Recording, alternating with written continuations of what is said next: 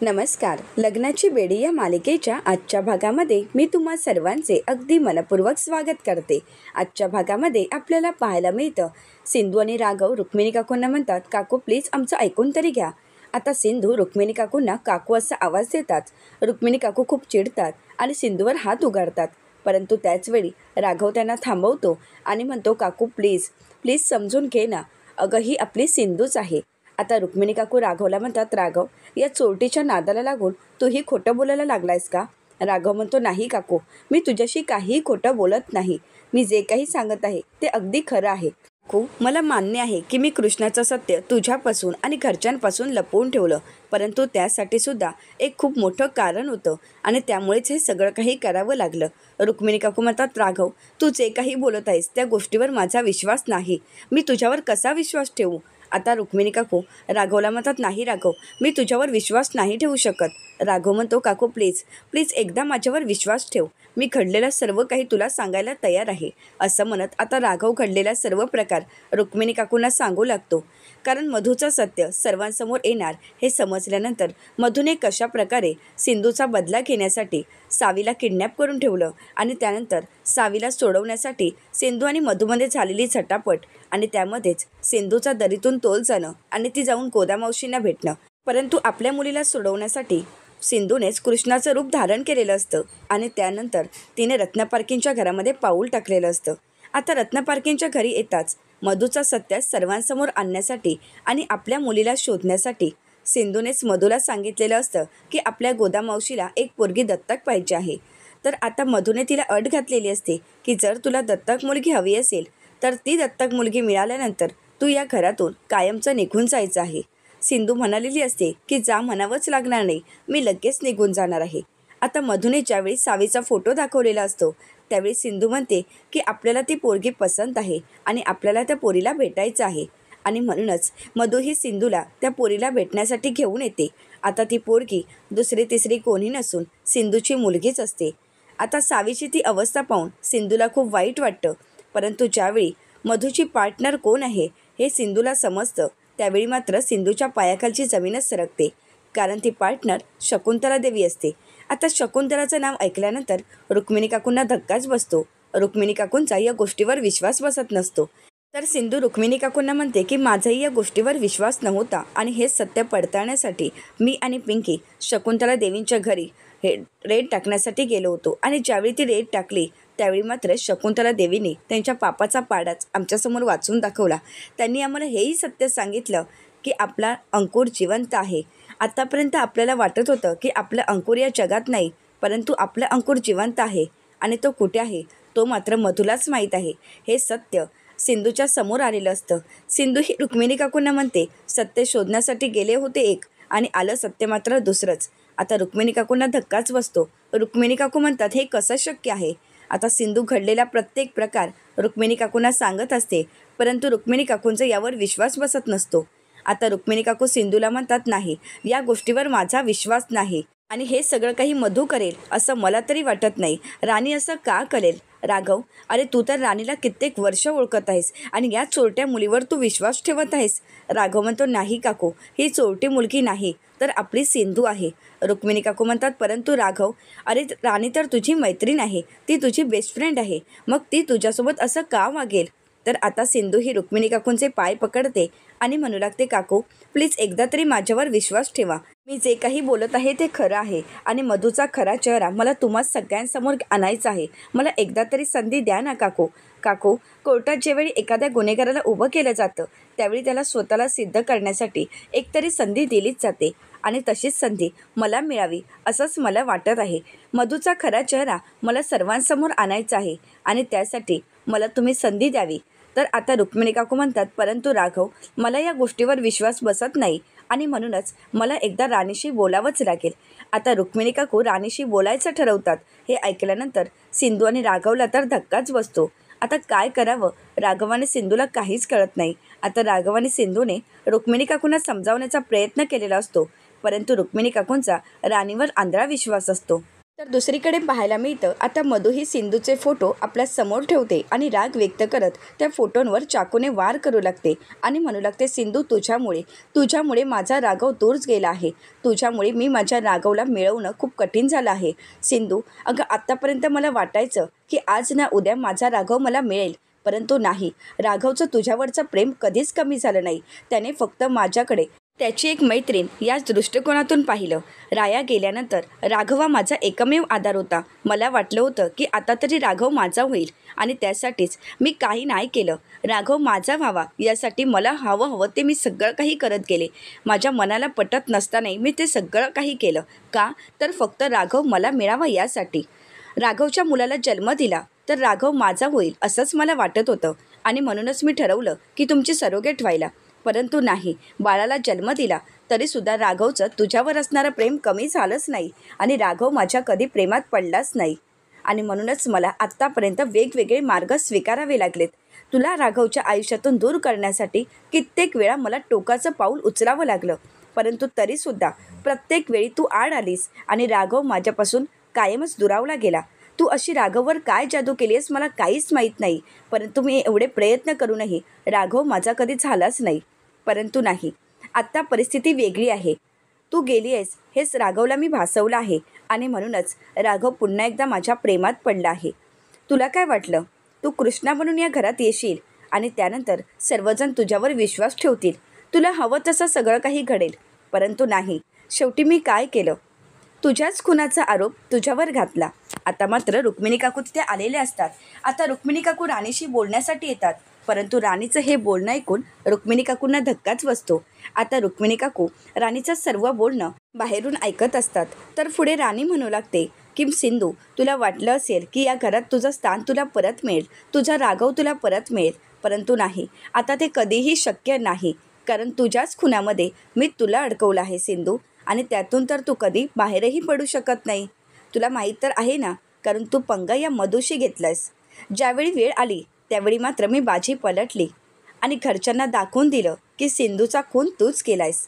त्यामुळे आता घरच्यांना तू कितीही मनवण्याचा प्रयत्न केलास तरी त्याचा काही उपयोग होणार नाही, कारण घरच्यांसाठी तू कृष्णाच आहेस आणि कायम कृष्णाच राहणार आहेस. आणि मी मधू आहे आणि तुला तर माहीतच आहे या घरच्यांचा माझ्यावर आंधळा विश्वास आहे आणि त्याच विश्वासाचा मी स्वतःसाठी बरोबर फायदा करून घेतला आहे. आता हे ऐकल्यानंतर रुक्मिणी काकूंना धक्काच बसतो. तर मधू पुढे म्हणू लागते, सिंधू, तू मधूशी पंगा घेतलायस आणि या मधूला हरवणं तुला वाटतं तितकं सोपं नाही. आता मधू ही सिंधूचा फोटो हातात घेते आणि राग व्यक्त करत म्हणते, सिंधू, राघवला मिळवण्यासाठी मी मिळेल तो मार्ग स्वीकारला, मिळेल त्या मार्गाने प्रयत्न केले. तुला आमच्या आयुष्यातून दूर करण्यासाठी मी किती प्रयत्न केले आहेत ना, हे फक्त मलाच माहीत आहे. परंतु नाही, या सगळ्यामध्ये फक्त तूच यशस्वी ठरलीस. प्रत्येक वेळी तुझाच विजय होत आला.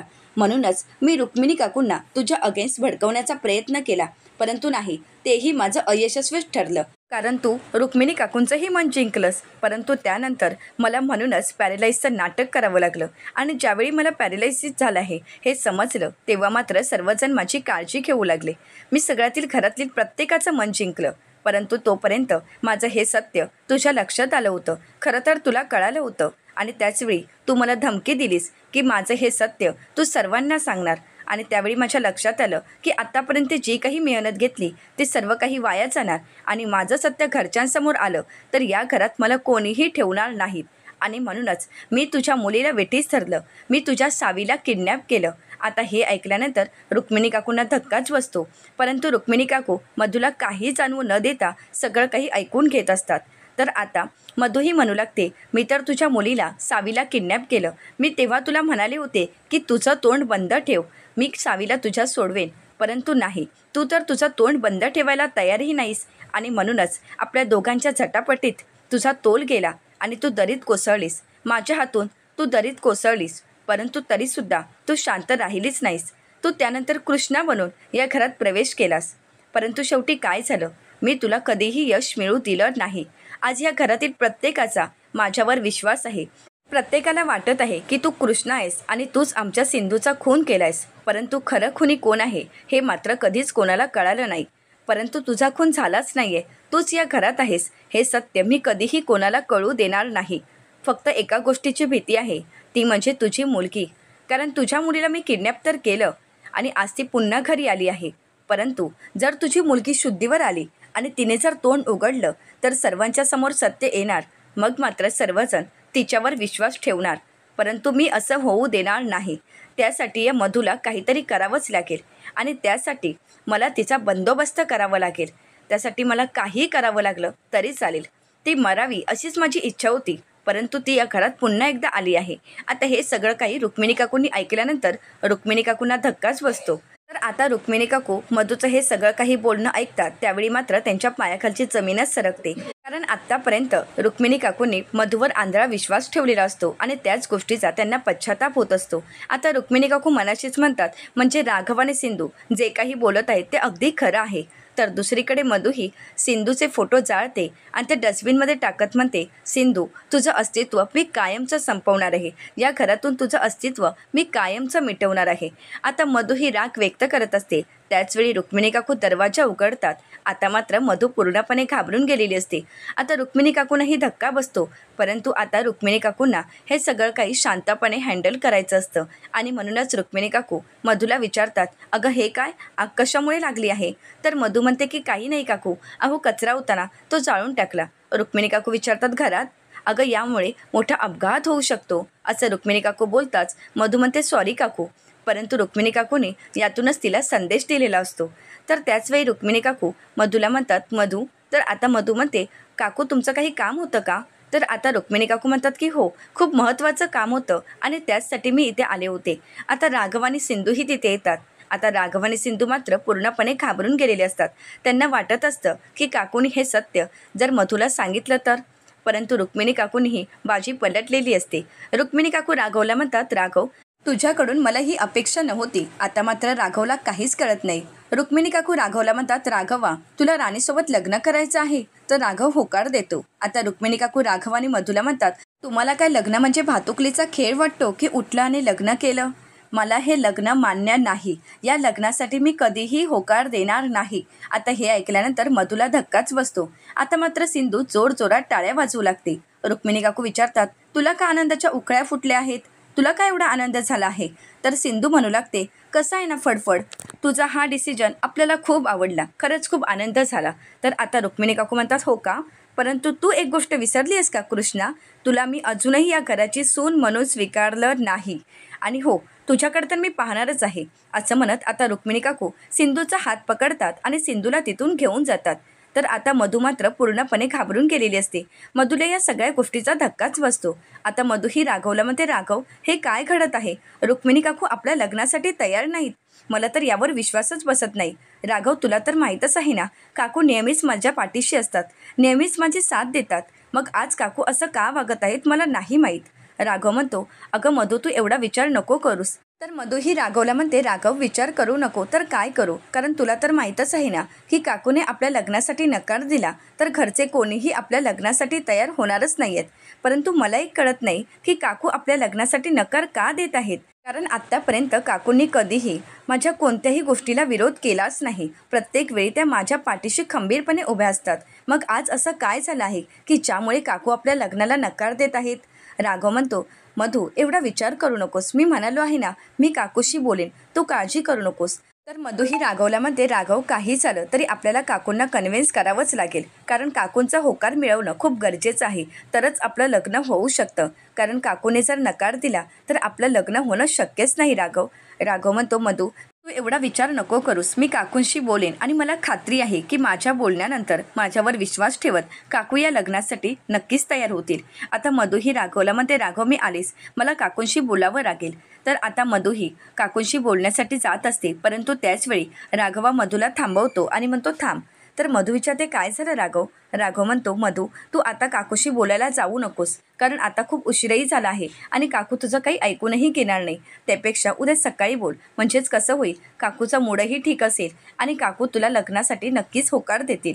मला खात्री आहे. तर मधू विचारते, खरंच? राघव म्हणतो की हो मधू, तू काळजी करू नकोस आणि हो, तू आता आराम कर, कारण उद्याचा दिवस आपल्यासाठी खूप महत्त्वाचा आहे. उद्या आपल्या लग्नाचा निर्णय होणार आहे आणि मला पूर्ण खात्री आहे की काकू आणि या घरातील प्रत्येकजण आपल्या लग्नासाठी नक्कीच होकार देतील. परंतु तोपर्यंत तू काळजी करू नकोस, मी आहे ना. तर मधू विचारते, राघव खरंच सांगतोयस ना? राघव म्हणतो की हो मधू, तुझा माझ्यावर विश्वास नाही आहे का? तर आता मधू ही राघवला म्हणते, राघव माझा तुझ्यावर पूर्ण विश्वास आहे, परंतु राघव एक गोष्ट ही तेवढीच महत्त्वाची आहे, मी तुझ्याशिवाय नाही जगू शकत राघव.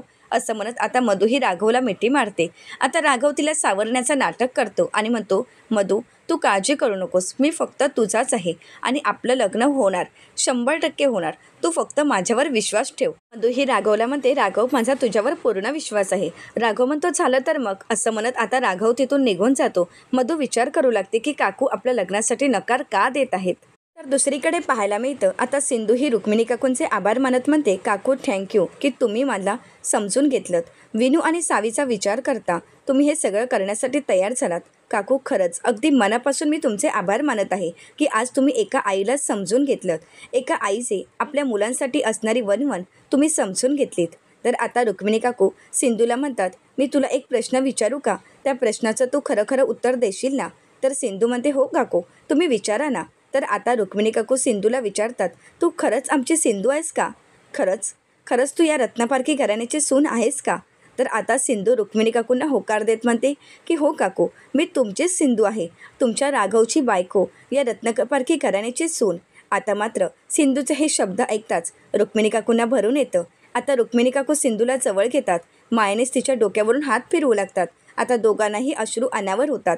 त्याचवेळी तिथे राघव येतो. तर आता रुक्मिणी काकू म्हणतात, परंतु तुम्ही हे सत्य माझ्यापासून का लपवून ठेवलात? तर आता राघव म्हणतो, काय मग कसं वाटलं हे सरप्राईज? तर रुक्मिणी काकू म्हणतात, सरप्राईज? गाढवा ह्याला सरप्राईज नाही म्हणत, याला शॉक म्हणतात, शॉक. आणि भयंकर शॉक होता हा. परंतु मला एक सांगा, तुम्ही हे सत्य मला का नाही सांगितलं? मला जर सांगितलं असतं तर तेव्हाच मी तुमची मदत केली असती आणि त्या राणीला कधीच हाताला धरून या घराबाहेर काढलं असतं. तर सिंधू म्हणते, नाही काकू, आपल्याला वाटतं तितकं सोपं नाही, कारण ती राणी खूप भयंकर आहे आणि तिच्यापुढे आपल्याला हे सगळं काही करणं भागच आहे. कारण काही झालं तरी सावीच्या जीवाचा प्रश्न होता. कारण मी जर तुमच्यासमोर सत्य सांगितलं असतं तर तिने माझ्या सावीच्या जीवाचं बरं वाईट केलं असतं. रुक्मिणी काकू म्हणतात की हो, मला मान्य आहे तू हे सगळं काही सावीसाठी केलं आहेस, परंतु जर तू आम्हा सगळ्यांना सांगितलं असतंस तर आम्ही घरचे सर्वच जण सावीला शोधण्याचा प्रयत्न करू शकलो असतो आणि तुझी मदतही केली असती. तर आता राघव म्हणतो, नाही काकू, असं काहीच होऊ शकलं नसतं, कारण मधूने त्यावेळी सावीला काहीही केलं असतं, ती सावीचा जीवही घेऊ शकली असती आणि म्हणूनच सिंधूने जे काही केलं तेच योग्य होतं आणि आपल्याला तेच करावं लागणार आहे. रुक्मिणी काकू म्हणतात, परंतु आता या राणीला मला ह्या घरात ठेवायचंच नाही आहे राघव. राघव म्हणतो, काकू थोडे दिवस, फक्त थोड्या दिवसांचाच प्रश्न आहे, आपल्याला या सगळ्यातून मार्ग तर काढायचाच आहे. तर सिंधू म्हणते, लवकरच त्या मधूचा खरा चेहरा मी सर्वांसमोर आणणारच आहे. रुक्मिणी काकू म्हणतात, परंतु सिंधू. तर सिंधू म्हणते की हो काकू, तुम्ही अजिबात काळजी करू नका, तुम्ही आमच्यासोबत आहातच ना. मग आता आपण सर्वांनी मिळून मधूचा खरा चेहरा सर्वांसमोर आणायचाच आहे. काकू मला वाटलं होतं की कधीतरी हे सत्य तुम्हा सर्वांना सांगावं. हे सत्य मी राघवपासूनही लपवून ठेवलं होतं, कारण एका गोष्टीची कायमच भीती होती, मधूने जर माझ्या सावीला काही केलं तर. आणि म्हणूनच हे सत्य मी कोणालाही सांगितलं नाही. राघव म्हणतो, हो काकू, कारण तुला तर माहीतच आहे ती मधू काय करू शकते. आमच्या लग्नाच्या दिवशीही आम्ही तिचं सत्य सर्वांसमोर उघड करायचं ठरवलं होतं, परंतु शेवटी तिने हे सगळं काही आमचा डाव आमच्यावरच उलटवला आणि तिने सर्वांसमोर हे सिद्ध करून दाखवलं की कृष्णाने सिंधूचा खून केला आहे. परंतु हे सगळं काही खोटं होतं. परंतु हे खोटं सिद्ध कसं करणार, कारण त्यावेळी आमच्या हाती कुठलाही पुरावा नव्हता आणि म्हणूनच आम्ही शांत होतो आणि हे सर्व काही नाटक करावं लागलं. तर रुक्मिणी काकू म्हणतात, परंतु पुढे आता हे सगळं काही घरच्यांना तर सांगावं लागेलच ना. राघव म्हणतो, नाही काकू, एवढ्यात घरच्या कोणालाही काही कळायला द्यायचं नाही. जोपर्यंत आपण मधूचा खरा चेहरा सर्वांसमोर आणत नाही तोपर्यंत आपण कोणाला काहीच कळू द्यायचं नाही. रुक्मिणी काकू म्हणतात, म्हणजे तुमचा नक्की पुढचा प्लॅन काय आहे? तर राघव म्हणतो, पुढचा प्लॅन रेडी आहे. राघवला आता रुक्मिणी काकू म्हणतात, अरे मग मला सांगा ना, नक्की पुढे काय करायचं आहे? तर आता सिंधू पुढचा प्लॅन रुक्मिणी काकूंना सांगू लागते. रुक्मिणी काकू म्हणतात, परंतु सिंधू, तुला वाटतंय ना की हा प्लॅन नक्कीच सक्सेसफुल होईल? तर सिंधू म्हणते की हो, 100% खात्री आहे की हा प्लॅन नक्कीच सक्सेसफुल होणार आहे. आणि आता आपल्याला हे सगळं काही करावंच लागणार आहे आणि काकू आता तर तुमची साथ आहे आम्हाला, मग हे सगळं काही शक्य होणारच आहे. आणि आता आपल्या नाटकाचा शेवटचा अंक सुरू करणार आहोत आपण. तर आता रुक्मिणी काकू सिंधूला म्हणतात की हो, आणि त्यानंतर रुक्मिणी काकू सिंधूला पुढे म्हणू लागतात, ज्यावेळी पृथ्वीवर दैत्य मातले होते, मानवांना त्रास देत होते, त्यावेळी त्यांचा संहार करण्यासाठी देवीलाच रूप घेऊन या पृथ्वीवर यावं लागलं. आणि आज या नवरात्रीमध्ये, या नवरात्रीच्या निमित्ताने रत्नपारखी घराण्याची गृहलक्ष्मी म्हणजे सिंधू तुला राणी नावाच्या दैत्याचा अंत करण्यासाठी पुढे यावंच लागणार आहे. आता सिंधू यासाठी होकार देते, तर रुक्मिणी काकू म्हणतात, आता सिंधू तुला या दैत्याचा अंत करावाच लागणार. आता सर्वजण एकत्र येत मधूला चांगलाच धडा शिकवण्याचं ठरवतात. आता रुक्मिणी काकू, राघव आणि आता सिंधू एकत्र आलेले असतात. आतापर्यंत राघव आणि सिंधूची लढाई होती, परंतु आता यामध्ये त्यांना रुक्मिणी काकूंची ही साथ मिळालेली असते. आता सर्वजण मिळून मधूला चांगलाच धडा शिकवायचा ठरवतात. तर पुढील भागामध्ये आपल्याला पाहायला मिळतं, मधूच्या चेहऱ्याला पूर्णपणे चिखल लागलेला असतो. आता चिखलाने माखलेली मधू घरी येते आणि आता राजश्री काकूंना आवाज देत म्हणते, आई. आता सर्वजण बाहेर येऊन पाहतात. आता मधूचा तो अवतार पाहून सर्वांनाच धक्का बसतो. ऋतुजा विचारते, अगं तुझ्या या चेहऱ्याला असा चिखल कुठून लागला आहे? कोणी लावलाय नक्की? तू कुठे पडलीस वगैरे का? तर आता मधू म्हणते, ते काही इम्पॉर्टंट नाही, मला अगोदर आंघोळ करायची आहे. तर आता राजश्री काकू म्हणतात, ये आणि तू आंघोळ करून घे. परंतु त्याचवेळी आता सिंधू ही मधूचा रस्ता अडवते आणि म्हणते की तू तुझ्या घरी जा आणि आंघोळ करून घे. आता राजश्री काकू सिंधूवर चिडतात आणि म्हणतात, तुला हा अधिकार कोणी दिला आहे? मधू या घरची आहे आणि तिला तू बाहेर काढू शकत नाहीस. तर आता रुक्मिणी काकू म्हणतात, ती बाहेर काढू शकत नाही, परंतु मी तरी बाहेर काढू शकतेस ना. तर आता मात्र घरातील सर्वांनाच धक्का बसतो. आता रुक्मिणी काकूच आपल्याला घराबाहेर काढत आहेत हे समजल्यानंतर मधूच्या तर पायाखालची जमीनच सरकते.